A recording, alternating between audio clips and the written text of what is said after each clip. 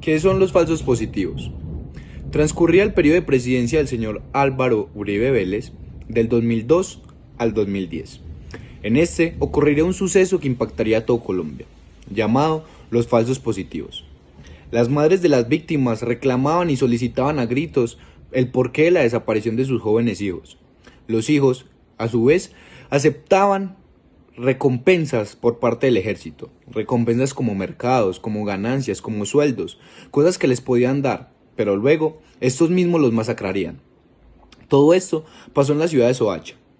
Las madres aclamaban y pedían por qué mi hijo apareció desaparecido y por qué ya está muerto en la ciudad de Ocaña, casi 635 kilómetros de ahí.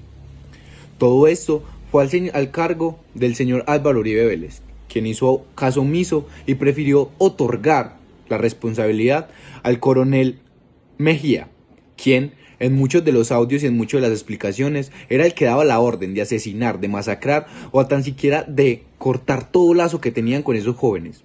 Ni siquiera llevárselos vivos, ni siquiera solamente secuestrarlos, no, matarlos, dejarlos en el conteo y ponerlos como guerrilleros o también como cabecillas de narcogrupos. Así se impactaría mucho más y se incrementaría la cifra de lo que había hecho el gobierno por la paz y por mejorar la ley.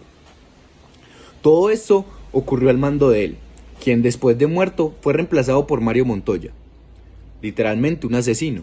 ¿Qué más podemos decir de él? Todo lo que hizo, dijo o dejó de hacer fue en contra de las personas. Se aclama una cantidad de más o menos 6.402 víctimas por parte de la JEP. La JEP, la Jurisdicción Especial para la Paz, fue la que encargada de aclarar todo tema y de dejar en evidencia todo lo que se había hecho en este proceso. Las madres crearon un grupo llamado Mafapo, en donde buscaban exponer quién había sido el culpable de que todas estas personas habrían muerto en manos del gobierno y que nada pasara y que todo el mundo siguiera igual. Todo esto es importante para conocer la historia de Colombia. Historia que se ve marcada con mucha sangre, porque en el mismo periodo de Álvaro Uribe hubo una de las misiones más grandes de todo Colombia. La misión Orión, hecha en la Comuna 13, donde se quiso decir que fue para desaparecer la delincuencia, pero a su contrario, fue para desaparecer a miles de personas que vivían en su hogar y que trataban de buscarse un futuro. Claro, todas fueron parte de una lista de llamados delincuentes donde, por decirlo así, se mejoró la ciudad. Ahora, todo el mundo cree que la misión Orión y que los falsos positivos no fue nada más y nada menos que una gran ayuda del gobierno para desaparecer toda la violencia que había en Colombia. 6.400 muertos, 1.000 muertos, 2.000 muertos, ¿qué más da? A esto se le suman secuestrados, personas capturadas. Lo dicen los coroneles tranquilamente. Capturamos más de 15 personas la semana pasada, sin razón alguna. Jóvenes que querían estudiar, jóvenes que querían un futuro, y fueron capturados, secuestrados o hasta asesinados por parte del gobierno. Todo esto para sacar en cara que habían hecho ellos algo por la paz. Claro está que por eso fue que Álvaro Uribe Vélez se reeligió y muchas de las personas querían que volviera a reelegirse. Todo eso por su proceso de paz o su supuesto proceso de paz. El señor Santos también continuó con esto y hasta el mismo Iván Duque prefería acabar con la JEP antes que acabar con este delirio o antes que acabar con esta delincuentes de mano blanca. Todo esto pasa en Colombia y todo esto hay que analizarlo. Bueno, en este punto quiero hablar sobre Mafapo y su proceso de reconciliación. Mafapo es una asociación creada en el año 2010 donde se agrupan madres y familiares de 19 asesinatos extrajudiciales, 14 en Soacha y 5 en Bogotá. Con los años se dieron cuenta de que no solo eran los asesinatos de Soacha y Bogotá, sino también de diferentes ciudades de Colombia.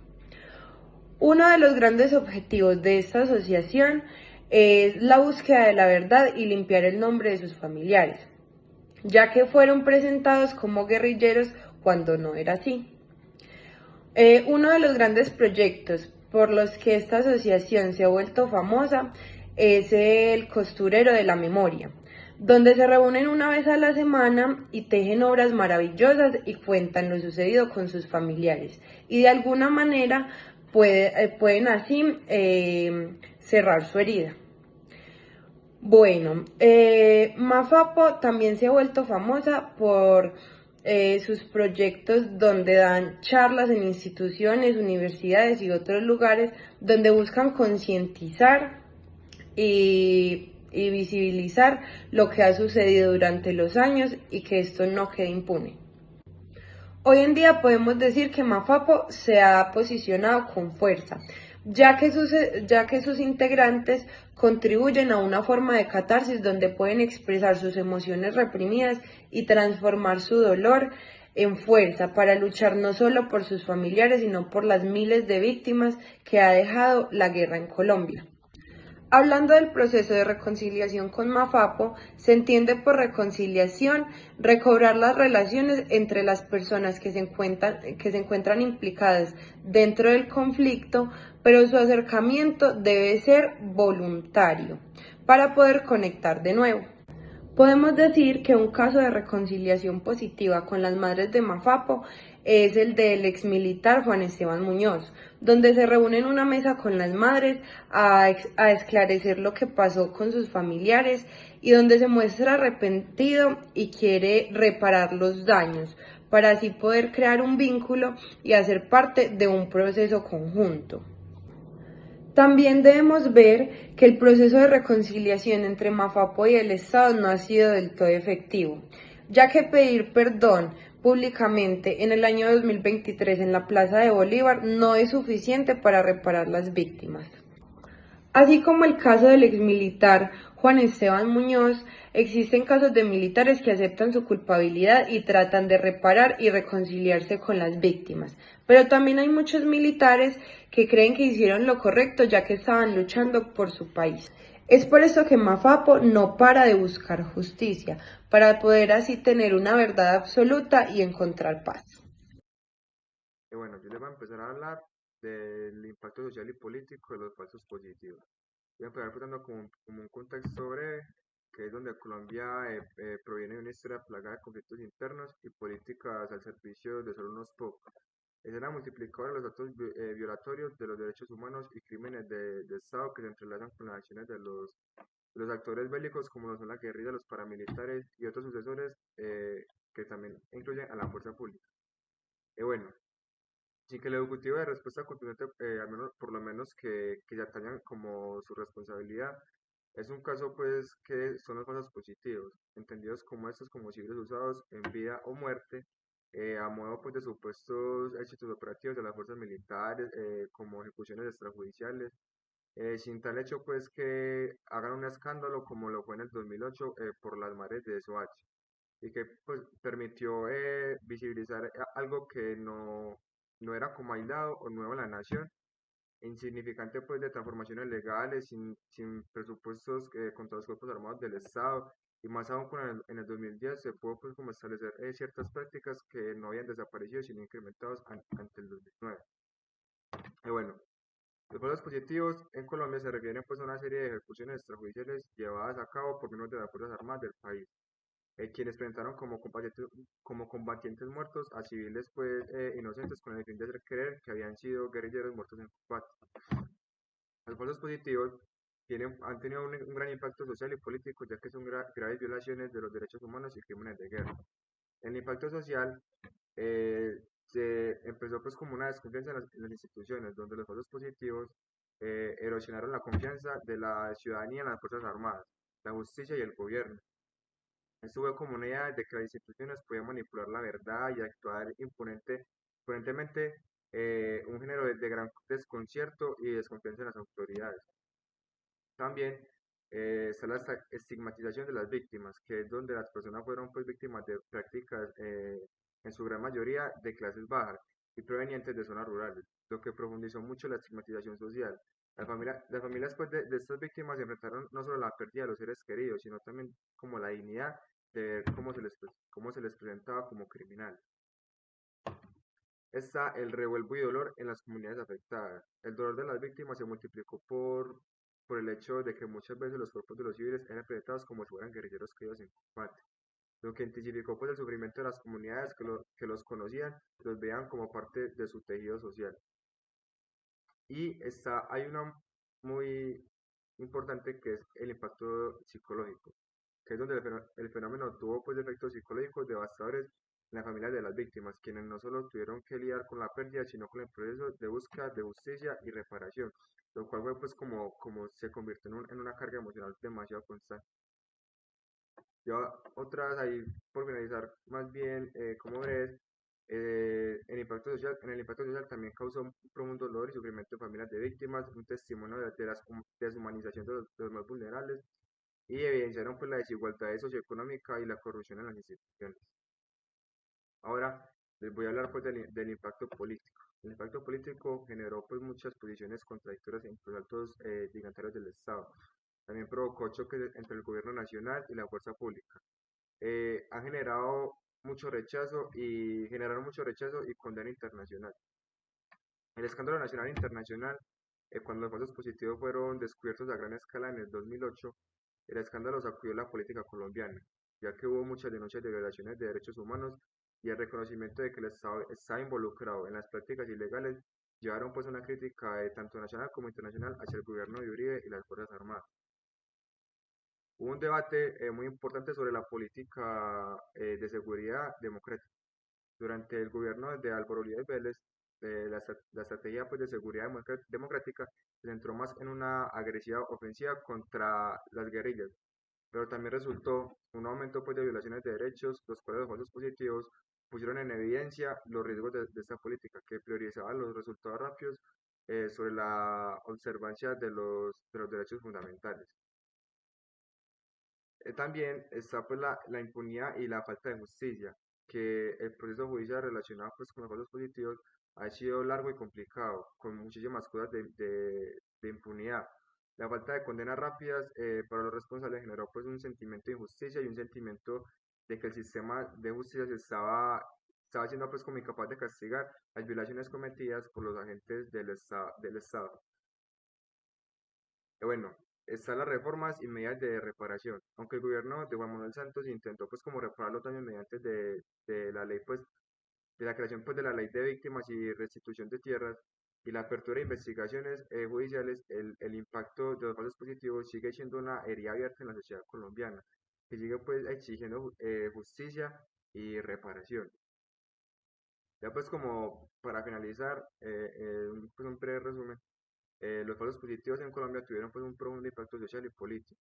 En lo social, pues generaron un legado de desconfianza, dolor y sufrimiento, mientras que en lo político pusieron en tela de juicio la efectividad y la moralidad de políticas de seguridad y dejando así una estela de impunidad que sigue afectando la reconciliación y la construcción en el país. Listo. Una vez dado todo esto, voy a cerrar yo con los temas de a quién culpan, por qué lo culpan, a quién señalan, por qué lo señalan y cuánto dio el Estado o cuánto da el Estado lastimosamente, pues se dará cuenta de lo poquito que da el Estado por reparación de esto. Bueno, como principal culpable, lastimosamente es el propio Ejército Nacional de Colombia que lo hizo porque venía muy mal de las peleas con las FARC. Esto, como dijo compañero Juan José, se dio entre 2006 y 2002, 2002 y 2006. Hace fue 2 décadas y aún se sigue hablando de esto, vigente. Y pues bueno, como principal, digamos, culpable, como le dije anteriormente, fue el Ejército Nacional, pero de esto participaron obviamente cabecillas más altas que el Ejército Nacional, por ejemplo, el ex comandante del ejército que era Mario Montoya, si no me equivoco, si mal no recuerdo, que este era pues el cabecilla del ejército en sí, en lo que pasó ahí. Y tenemos a Henry William Torres Escalante, que este era el, digamos, mano derecha de Mario, pero este era, digamos, el que planeaba todo, tácticas, o sea, el ex jefe de inteligencia en sí. Bueno, dentro de la política, lastimosamente se señala, bueno, lastimosamente no, por algo se señalará el expresidente Álvaro Uribe, que fue presidente de 2002 y 2010, y ahí donde fue lo que sucedió todo esto. Lastimosamente, como la JEP estuvo investigando, no hay como ya tanto, digamos, papeleo para poder señalizar a Álvaro Uribe como presunto o como mayor al que impulsó a que hiciera eso el Ejército Nacional, sino que altos mandos, lastimosamente, borró toda la evidencia de lo que tenía la gente guardada, para no tener un culpable en sí. O sea, los altos rangos hacen lo que se den la gana con el país, ¿cierto? Y pues nos cuentan que fueron como entre 6.200 a 6.500 víctimas de la violencia acá. Muy mal, obviamente, porque pues no se debería ser así. Y ya iba a comenzar sobre los gastos o las reparaciones que tuvieron en frente a las familiares de todas esas personas, que es un dato muy preocupante, de verdad. En que estaba mirando y los gastos que se le, o sea, las reparaciones que se le da a la gente que sufrió esto o a los familiares de la gente que sufrió en esto, fueron entre 40 salarios mínimos a 60 salarios mínimos. Estamos hablando de 40 a 60 millones de pesos, cuando eso es, en ese momento es insignificante. Y ahí es donde entramos el tema de que aún se sigue pagando estos gastos vigentes o estas platas vigentes de lo que fue hace 2 décadas, cosa que no se debería hacer porque sucedió hace mucho tiempo. Y pues más que todo estos se demoran demasiado en hacer porque el papeleo, la gente que entrega papeleo, digamos, para reclamar, digamos, los incentivos o reclamar, digamos, la plata que en sí por derecho le corresponde por haberle asesinado a su familiar, no son suficientes, las evidencias no son suficientes.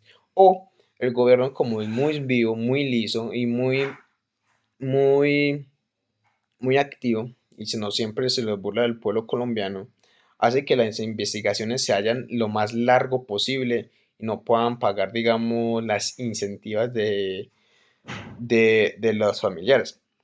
Se habla más o menos que eh, fueron entre 2.800 a 3.200 familias, por ejemplo, que pues que les dieron los 40, entre 40 y 60 salarios mínimos vigentes. Pero como digo, eso es un derecho fundamental que tenemos todos, la vida, que nadie pues que nos la quitan porque es un regalo que nos dan. Entonces yo creo que 60 a 40 millones de pesos no cierra, digamos, o no sana a haber perdido, a ver que le hayan matado ese familiar de uno dentro de un conflicto armado que lastimosamente no tenía nada que ver. Entonces con esto cierro todo el tema de nosotros. Entonces, hasta luego. Se cierra el tema de víctimas de conflicto armado.